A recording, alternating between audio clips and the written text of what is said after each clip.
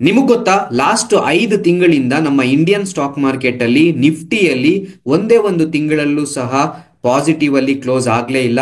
ಪ್ರತಿ ಒಂದು ತಿಂಗಳು ಕೂಡ ನೆಗೆಟಿವ್ ಅಲ್ಲೇ ಟ್ರೇಡ್ ಆಗಿದೆ ಅಂತ. ಹೌದು, ನೀವು ಗಮನಿಸಬಹುದು, ಅಕ್ಟೋಬರ್ ಮಂತ್ ಇಂದ ಹಿಡಿದು ಅಕ್ಟೋಬರ್ ಆಗಿರ್ಲಿ, ನವೆಂಬರ್ ಆಗಿರ್ಲಿ, ಡಿಸೆಂಬರ್ ಆಗಿರ್ಲಿ, ಜನವರಿ ಆಗಿರ್ಲಿ, ಫೆಬ್ರವರಿ ಆಗಿರ್ಲಿ, ಇಲ್ಲಿ ತನಕ ಕೂಡ ಮಾರ್ಕೆಟ್ ಅಲ್ಲಿ ಯಾವುದೇ ರೀತಿಯ ಪಾಸಿಟಿವ್ನೆಸ್ ಅನ್ನ ನಾವು ನೋಡೋದಿಕ್ಕೆ ಸಿಗ್ತಾ ಇಲ್ಲ.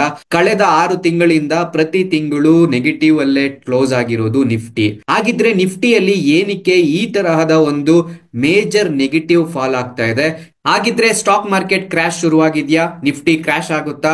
ಮಾರ್ಕೆಟ್ ಅಲ್ಲಿ ಇನ್ನು ಎಷ್ಟು ಡೌನ್ ಫಾಲ್ ಅನ್ನ ನಾವು ನೋಡಬಹುದು, ಅಥವಾ ರಿಕವರಿನ ನಾವು ಎಕ್ಸ್ಪೆಕ್ಟ್ ಮಾಡಬಹುದಾ? ರಿಕವರಿನ ಎಕ್ಸ್ಪೆಕ್ಟ್ ಮಾಡೋದಿದ್ರೆ ಯಾವ ಫ್ಯಾಕ್ಟರ್ಸ್ ಅನ್ನ ನಾವು ಚೆಕ್ ಮಾಡ್ಕೋಬೇಕಾಗತ್ತೆ ಅನ್ನೋದನ್ನ ಈ ವಿಡಿಯೋದಲ್ಲಿ ಕಂಪ್ಲೀಟ್ ಆಗಿ ನೋಡೋಣ. ನಮಸ್ಕಾರ, ನನ್ನ ಹೆಸರು Harish, Bengaluru traders club YouTube channel ಗೆ ಸ್ವಾಗತ. ನೀವೇನಾದ್ರೂ ನಮ್ಮ ಚಾನಲ್ ಗೆ ಹೊಸಬರಾಗಿದ್ರೆ ಚಾನಲ್ ಅನ್ನ ಸಬ್ಸ್ಕ್ರೈಬ್ ಮಾಡ್ಕೊಂಡು ಈ ವಿಡಿಯೋಗೊಂದು ಲೈಕ್ ಕೊಟ್ಟು ಪ್ರೋತ್ಸಾಹ ನೀಡಿ. ಮೇ 2023 ನಂತರ ಇಂಡಿಯನ್ ಮಾರ್ಕೆಟ್ಸ್ ಅಲ್ಲಿ ಒಂದೊಳ್ಳೆ ಬುಲ್ ರ್ಯಾಲಿ ಬಂದಿತ್ತು ಅಂತ ಹೇಳ್ಬೋದು. ನಿಫ್ಟಿ ಆಲ್ಮೋಸ್ಟ್ 18,000 ಲೆವೆಲ್ ಇಂದ ಆಲ್ಮೋಸ್ಟ್ 26,500 ಲೆವೆಲ್ ತನಕ ಒಂದೊಳ್ಳೆ ಬುಲ್ ರ್ಯಾಲಿಯನ್ನ ಕೊಟ್ಟಿತ್ತು. ಈ ಫೇಸ್ ಅಲ್ಲಿ ಇನ್ವೆಸ್ಟರ್ಸ್ ಒಂದೊಳ್ಳೆ ರಿಟರ್ನ್ಸ್ ಅನ್ನ ಮಾಡಿದ್ರು. ಈ ಫೇಸ್ ಅಲ್ಲಿ ಇನ್ವೆಸ್ಟರ್ಸ್ ಒಂದೊಳ್ಳೆ ಪ್ರಾಫಿಟ್ಸ್ ಅನ್ನ ನೋಡ್ತಾನೆ ಇದ್ರು. ಕಳೆದ 6 ತಿಂಗಳಿಂದ ಏನಾಗ್ತಾ ಇದೆ, ಮಾರ್ಕೆಟ್ ಅಲ್ಲಿ ಡೌನ್ ಫಾಲ್ ಆಗ್ತಾ ಇದೆ. ಹೆವಿ ಆಗಿ ಮಾರ್ಕೆಟ್ ಅಲ್ಲಿ ಕರೆಕ್ಷನ್ ಆಗ್ತಾ ಇದೆ. ಎಸ್ಪೆಷಲಿ ಸ್ಮಾಲ್ ಕ್ಯಾಪ್ ಮತ್ತೆ ಮಿಡ್ ಕ್ಯಾಪ್ ಸ್ಟಾಕ್ಸ್ ಗೆ ಮೇಜರ್ ಎಫೆಕ್ಟ್ ಆಗಿದೆ. ಮೇಜರ್ ಡೌನ್ ಫಾಲ್ ಅನ್ನ ಈ ಪರ್ಟಿಕ್ಯುಲರ್ ಸ್ಮಾಲ್ ಕ್ಯಾಪ್ ಮತ್ತೆ ಮಿಡ್ ಕ್ಯಾಪ್ ಸ್ಟಾಕ್ಸ್ ಅಲ್ಲಿ ನೋಡೋದಿಕ್ ಸಿಗ್ತಾ ಇದೆ. ಇದಕ್ಕಿರುವ ಮೇಜರ್ ರೀಸನ್ಸ್ ಏನು ಅಂತ ನಾವು ನೋಡೋದಾದ್ರೆ, ಮೊದಲನೇ ರೀಸನ್ ಓವರ್ ವ್ಯಾಲ್ಯೂಯೇಷನ್ ಅಂತ ಹೇಳ್ಬೋದು.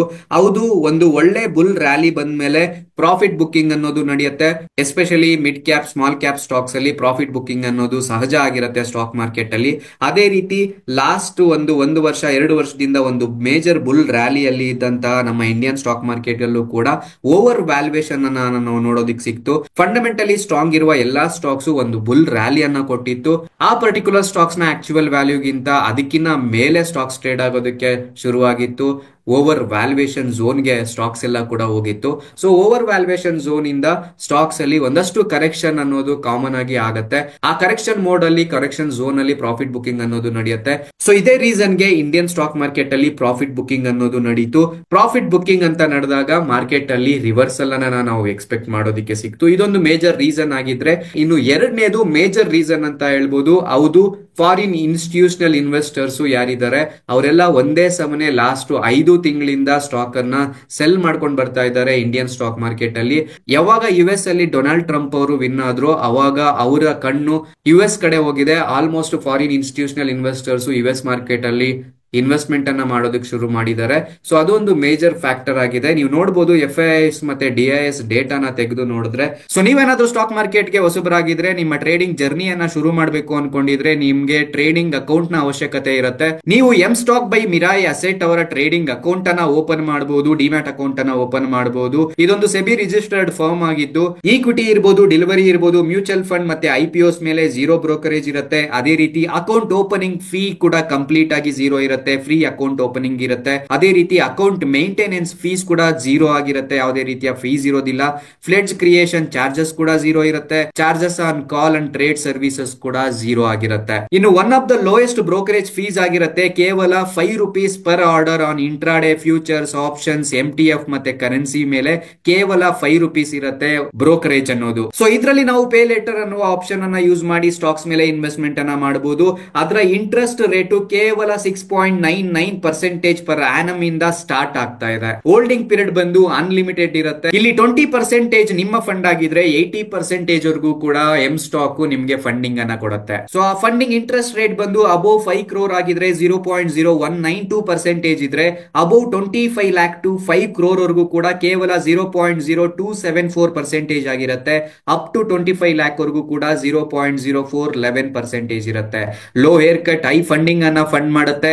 ಅನ್ಲಿಮಿಟೆಡ್ ಹೋಲ್ಡಿಂಗ್ ಪೀರಿಯಡ್ ಇರುತ್ತೆ. 0 cash MTF orders using fledge shares facility ಕೂಡ ಇರುತ್ತೆ. 0 ಸಬ್ಸ್ಕ್ರಿಪ್ಷನ್ ಫೀಸ್ ಇರುತ್ತೆ. MTF ಲೆಡ್ಜರ್ 100% ಟ್ರಾನ್ಸ್ಪರೆನ್ಸಿಯಲ್ಲಿ ಬರುತ್ತೆ. ಸೊ ಇನ್ನು ಇವರ ಅಚೀವ್ಮೆಂಟ್ಸ್ ಬಗ್ಗೆ ನೋಡೋದಾದ್ರೆ 17 lakh ಪ್ಲಸ್ ಕಸ್ಟಮರ್ಸ್ ಇದ್ದಾರೆ.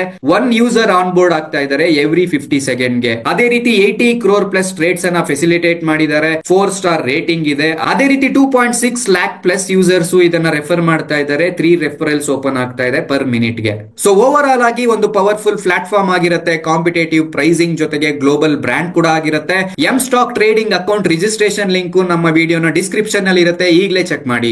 Almost till date to February month ಅಲ್ಲೇ 29,183 ಕೋಟಿಯಷ್ಟು ಸ್ಟಾಕ್ಸ್ ಅನ್ನ ಸೆಲ್ ಮಾಡಿದ್ದಾರೆ.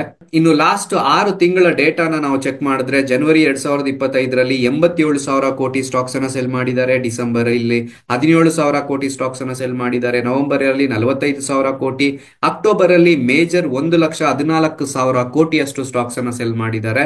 ಸೊ ಇಲ್ಲಿವರೆಗೂ ಕೂಡ ಇವರು ಯಾವುದೇ ಮಂತ್ ಅಲ್ಲಿ ಸೆಲ್ಲಿಂಗ್ ಕಡೆಯಿಂದ ಇದ್ದಾರೆ ಹೊರತು ಬೈಯಿಂಗ್ ಕಡೆ ಬಂದೇ ಇಲ್ಲ. ಇದೊಂದು ಮೇಜರ್ ಇಂಪ್ಯಾಕ್ಟ್ ಆಗಿದೆ ನಮ್ಮ ಇಂಡಿಯನ್ ಸ್ಟಾಕ್ ಮಾರ್ಕೆಟ್ಗೆ. ರಿಟೇಲ್ ಇನ್ವೆಸ್ಟರ್ಸ್ಗೆ ಅಷ್ಟು ಶಕ್ತಿ ಇಲ್ಲ ನಮ್ಮ ಇಂಡಿಯನ್ ಸ್ಟಾಕ್ ಮಾರ್ಕೆಟ್ ಅನ್ನ ಅಪ್ ಟ್ರೆಂಡ್ ಗಾಗ್ಲಿ ಡೌನ್ ಟ್ರೆಂಡ್ ಗಾಗ್ಲಿ ಕರ್ಕೊಂಡು ಹೋಗುವಷ್ಟು ಕೆಪಾಸಿಟಿ ರಿಟೇಲ್ ಇನ್ವೆಸ್ಟರ್ಸ್ ಇರೋದಿಲ್ಲ. ಯಾವಾಗ್ಲೂ ಕೂಡ ಮನಿ ಫ್ಲೋ ಅನ್ನೋದು FIIs ಮತ್ತೆ DIIs ಮುಖಾಂತರನೇ ಬರುತ್ತೆ. ಇವರೆಲ್ಲ ಮೇಜರ್ ಇನ್ವೆಸ್ಟರ್ಸ್ ಆಗಿರ್ತಾರೆ, ಬಿಗ್ ಶಾರ್ಕ್ಸ್ ಆಗಿರ್ತಾರೆ ಸ್ಟಾಕ್ ಮಾರ್ಕೆಟ್ ಅಲ್ಲಿ. ಯಾವಾಗ ಈ ಪರ್ಟಿಕ್ಯುಲರ್ ಬಿಗ್ ಶಾರ್ಕ್ಸ್ ಒಂದೇ ಸಮನೆ ಬೈಯಿಂಗ್ ಕಡೆ ಹೋದ್ರು, ಒಂದೇ ಸಮನೆ ಸೆಲ್ಲಿಂಗ್ ಕಡೆ ಹೋದ್ರು, ಟ್ರೆಂಡ್ ಅನ್ನೋದು ಅವರನ್ನ ಫಾಲೋ ಮಾಡುತ್ತೆ. ಸೊ ಈ ಪರ್ಟಿಕ್ಯುಲರ್ ಇದರಲ್ಲಿ ಲಾಸ್ಟ್ ಆಲ್ಮೋಸ್ಟ್ 5 ತಿಂಗಳಿಂದ ಸಹ ನೆಗೆಟಿವ್ ಅಲ್ಲೇ ಟ್ರೇಡ್ ಆಗ್ತಾ ಇರೋದು, ಸೆಲ್ಲಿಂಗ್ ಕಡೆನೆ ಟ್ರೇಡ್ ಮಾಡ್ತಾ ಇರೋದ್ರಿಂದ ಮೇಜರ್ ಇಂಪ್ಯಾಕ್ಟ್ ಅನ್ನೋದು FIIs ನಮಗೆ ಕೊಡ್ತಾ ಇದ್ದಾರೆ ಅಂತ ಹೇಳ್ಬೋದು. ಸೊ ಯಾವಾಗ FIIs ಮತ್ತೆ ನಮ್ಮ ಇಂಡಿಯನ್ ಸ್ಟಾಕ್ ಮಾರ್ಕೆಟ್ ಅಲ್ಲಿ ಪಾಸಿಟಿವ್ ಕಡೆ ಬರ್ತಾರೋ, ಬೈಯಿಂಗ್ ಸೈಡ್ ಬರ್ತಾರೋ, ಅವಾಗ ಮತ್ತೆ ನಾವು ನಮ್ಮ ಇಂಡಿಯನ್ ಸ್ಟಾಕ್ ಮಾರ್ಕೆಟ್ ಅಲ್ಲಿ ಒಂದಷ್ಟು ರಿಕವರಿಯನ್ನ ಖಂಡಿತ ನೋಡಬಹುದು. ಎಲ್ಲಿ ತನಕ ಫಾರಿನ್ ಇನ್ಸ್ಟಿಟ್ಯೂಷನಲ್ ಇನ್ವೆಸ್ಟರ್ಸ್ ಸೆಲ್ಲಿಂಗ್ ಕಡೆನೆ ಇರ್ತಾರೋ ಅಲ್ಲಿ ತನಕ ನಾವು ಮಾರ್ಕೆಟ್ ಅಲ್ಲಿ ಪ್ಯಾನಿಕ್ ಅನ್ನ ನೋಡ್ತಾನೆ ಇರಬಹುದು, ಮಾರ್ಕೆಟ್ ಅಲ್ಲಿ ಡೌನ್ ಫಾಲ್ ಅನ್ನ ಎಕ್ಸ್ಪೆಕ್ಟ್ ಮಾಡಬಹುದು. ಇನ್ನು ಮೂರನೇ ಮೇಜರ್ ರೀಸನ್ ಬಂದು ಟ್ರಂಪ್ ಅವರು ಬಂದ ಮೇಲೆ, ಅಂದ್ರೆ US ಮಾರ್ಕೆಟ್ಸ್ ಅಲ್ಲಿ ಡೊನಾಲ್ಡ್ ಟ್ರಂಪ್ ಅವರು ಯಾವಾಗ ವಿನ್ ಆದ್ಮೇಲೆ ಸ್ಟಾಕ್ ಮಾರ್ಕೆಟ್ಸ್ ಗೆ ಅದೊಂಥರ ನೆಗೆಟಿವ್ ಆಗಿ ಇಂಪ್ಯಾಕ್ಟ್ ಕೊಡೋದಕ್ಕೆ ಶುರುವಾಗಿದೆ. ಹೌದು, ಇವರು ಬರ್ತಾನೆ ಏನ್ ಮಾಡ್ತಾ ಇದ್ದಾರೆ ಅಂದ್ರೆ ಅಧಿಕಾರಕ್ಕೆ ಬಂದ ಮೇಲೆ US ಗೆ ಬರುವಂತಹ ಅದರ್ ಕಂಟ್ರೀಸ್ ಗೂಡ್ಸ್ ಏನಿದೆ ಆ ಗೂಡ್ಸ್ ಮೇಲೆ ಇವರು ಟ್ಯಾರಿಫ್ ಅನ್ನ ಜಾಸ್ತಿ ಮಾಡ್ತಾ ಇದ್ದಾರೆ. ಈಗಾಗಲೇ ಕೆನಡಾ ದೇಶದ ಮೇಲೆ 25% ಟ್ಯಾರಿಫ್ ಅನ್ನ ಇನ್ಕ್ರೀಸ್ ಮಾಡಿದ್ದಾರೆ. ಅದೇ ತರ ಬೇರೆ ಬೇರೆ ದೇಶಗಳ ಮೇಲೆ ಹಿಗ್ಗಾಮುಗ್ಗಾ ಟ್ಯಾರಿಫ್ ಜಾಸ್ತಿ ಮಾಡ್ತಾನೆ ಹೋಗ್ತಾ ಇದ್ದಾರೆ.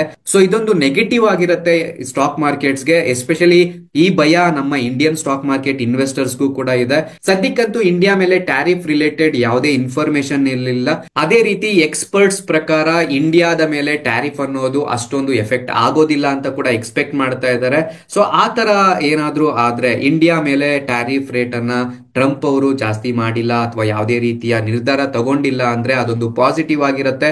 ಯಾವಾಗ ಟ್ಯಾರಿಫ್ ಅನ್ನ ಅಕಸ್ಮಾತ್ ಜಾಸ್ತಿ ಮಾಡ್ತೀವಿ ಅಥವಾ ಟ್ಯಾರಿಫ್ ಅನ್ನ ಹಿಗ್ಗಾಮುಗ್ಗ ಹೆವಿ ಆಗಿ ಜಾಸ್ತಿ ಮಾಡಿದ್ರು ಅಂದ್ರೆ ಅದು ಮತ್ತೆ ಇಂಪ್ಯಾಕ್ಟ್ ಆಗುತ್ತೆ ನೆಗೆಟಿವ್ ಆಗಿ ಸ್ಟಾಕ್ ಮಾರ್ಕೆಟ್ಸ್ಗೆ. ಸೊ ಇವಾಗ ಡೊನಾಲ್ಡ್ ಟ್ರಂಪ್ ಅವರು ತುಂಬಾ ಮೇಜರ್ ರೋಲ್ ಅನ್ನ ವಹಿಸ್ತಾ ಇದ್ದಾರೆ ನಮ್ಮ ಇಂಡಿಯನ್ ಸ್ಟಾಕ್ ಮಾರ್ಕೆಟ್ಗೆ ಅಂತ ಹೇಳ್ಬೋದು. ಅವರು ಯಾವ ರೀತಿ ನಿರ್ಧಾರ ತಗೊಳ್ತಾರೋ ಆ ಇಂಪ್ಯಾಕ್ಟ್ ಅನ್ನೋದು ನಮ್ಮ ಇಂಡಿಯನ್ ಸ್ಟಾಕ್ ಮಾರ್ಕೆಟ್ಸ್ಗೆ ಕೂಡ ಬೀಳೋ ಚಾನ್ಸಸ್ ಇದೆ. ಇನ್ನೇನು ಮಾರ್ಚ್ ಮತ್ತೆ ಏಪ್ರಿಲ್ ಅಲ್ಲಿ ಈ ಟ್ಯಾರಿಫ್ ರೇಟ್ಸ್ ಅನ್ನ ಇವರು ಫಿಕ್ಸ್ ಮಾಡುವಂತಹ ಚಾನ್ಸಸ್ ಜಾಸ್ತಿ ಇರೋದ್ರಿಂದ ಬರುವಂತಹ 2 ತಿಂಗಳು ಕೂಡ ತುಂಬಾ ಕ್ರೂಷಿಯಲ್ ಆಗಿರುತ್ತೆ ಇಂಡಿಯನ್ ಸ್ಟಾಕ್ ಮಾರ್ಕೆಟ್ಸ್ಗೆ. ಹೋಪ್ಫುಲಿ ಟ್ಯಾರಿಫ್ ಅಲ್ಲಿ ಯಾವುದೇ ರೀತಿ ಚೇಂಜಸ್ ಇರೋದಿಲ್ಲ ಅಂತ ಅನ್ಕೊಂಡಿದೀನಿ, ಎಕ್ಸ್ಪರ್ಟ್ಸ್ ಕೂಡ ಅದೇ ಹೇಳ್ತಾ ಇದ್ದಾರೆ. ಸೊ ಈ ತರಹದ ಬೆಳವಣಿಗೆ ಏನಾದ್ರೂ ಆದ್ರೆ ಬರುವಂತಹ ಮಾರ್ಚ್ ಅಥವಾ ಏಪ್ರಿಲ್ ಅಲ್ಲಿ ನಮ್ಮ ಇಂಡಿಯನ್ ಸ್ಟಾಕ್ ಮಾರ್ಕೆಟ್ ಅಲ್ಲಿ ಮತ್ತೆ ಒಂದಷ್ಟು ರಿಕವರಿಯನ್ನ ನಾವು ಎಕ್ಸ್ಪೆಕ್ಟ್ ಮಾಡಬಹುದು. ಅಷ್ಟೇ ಅಲ್ಲ, ಬರುವಂತಹ ದಿವಸದಲ್ಲಿ ರಿಸಲ್ಟ್ಸ್ ಕೂಡ ಇದೆ. ಮಾರ್ಚ್ ಮತ್ತೆ ಏಪ್ರಿಲ್ ತಿಂಗಳು 2 ಕೂಡ ತುಂಬಾ ಕ್ರೂಷಿಯಲ್ ಆಗಿರುತ್ತೆ ನಮ್ಮ ಇಂಡಿಯನ್ ಸ್ಟಾಕ್ ಮಾರ್ಕೆಟ್ಗೆ. ಎಸ್ಪೆಷಲಿ ನಮ್ಮ ನಿಫ್ಟಿ 50 ಸ್ಟಾಕ್ಸ್ ಬರುವಂತಹ 2 ತಿಂಗಳಲ್ಲಿ ಫೈನಾನ್ಷಿಯಲ್ ಇಯರ್ ರಿಸಲ್ಟ್ಸ್ ಅನ್ನ ಅನೌನ್ಸ್ ಮಾಡ್ತಾ ಇದ್ದಾರೆ. ಆ ರಿಸಲ್ಟ್ಸ್ ಕೂಡ ತುಂಬಾ ಇಂಪ್ಯಾಕ್ಟ್ ಆಗುತ್ತೆ. ಕಂಪನೀಸ್ ಎಲ್ಲ ಒಂದೊಳ್ಳೆ ಬೆಳವಣಿಗೆ ಕೊಟ್ಟು ಒಳ್ಳೆ ಪ್ರಾಫಿಟ್ಸ್ ಅನ್ನ ಮಾಡಿದ್ರೆ ಅದು ಇಂಡಿಯನ್ ಮಾರ್ಕೆಟ್ಸ್ ಗೆ ಮತ್ತೆ ಪಾಸಿಟಿವ್ ಆಗಿ ಇಂಪ್ಯಾಕ್ಟ್ ಆಗಿ ಅವಾಗ್ಲೂ ಕೂಡ ನಾವು ಇಂಡಿಯನ್ ಸ್ಟಾಕ್ ಮಾರ್ಕೆಟ್ ಅಲ್ಲಿ ಒಂದು ರಿಕವರಿಯನ್ನ ಎಕ್ಸ್ಪೆಕ್ಟ್ ಮಾಡಬಹುದು. ಸೊ ಓವರ್ ಆಲ್ ಆಗಿ ನಾವು ನೋಡೋದಾದ್ರೆ ನಿಫ್ಟಿಯಲ್ಲಿ ಸದ್ಯಕ್ಕೆ FIIs ನೆಗೆಟಿವ್ ಆಗಿದ್ದಾರೆ. US ಟ್ಯಾರಿಫ್ ರೇಟ್ಸ್ ಅನ್ನೋದು ನಮಗೆ ತುಂಬಾ ಇಂಪಾರ್ಟೆಂಟ್ ಆಗಿರುತ್ತೆ ಬರುವಂತಹ ದಿವಸದಲ್ಲಿ. ಇದರಲ್ಲಿ ಯಾವುದೇ ರೀತಿಯ ಇಂಪ್ಯಾಕ್ಟ್ ಇಲ್ಲ ಅಂದ್ರೆ ರಿಕವರಿ ಮಾಡೋ ಚಾನ್ಸಸ್ ಇದೆ. ಅದೇ ರೀತಿ ಬರುವಂತಹ ದಿವಸದಲ್ಲಿ ಇಂಡಿಯನ್ ಸ್ಟಾಕ್ ಮಾರ್ಕೆಟ್ ಅಲ್ಲಿ ಟ್ರೇಡ್ ಆಗ್ತಾ ಇರುವಂತಹ ಮೇಜರ್ ನಿಫ್ಟಿ 50 ಕಂಪನೀಸ್ ರಿಸಲ್ಟ್ ಏನಿದೆ ಅದು ಕೂಡ ತುಂಬಾ ಇಂಪಾರ್ಟೆಂಟ್ ಆಗಿರುತ್ತೆ.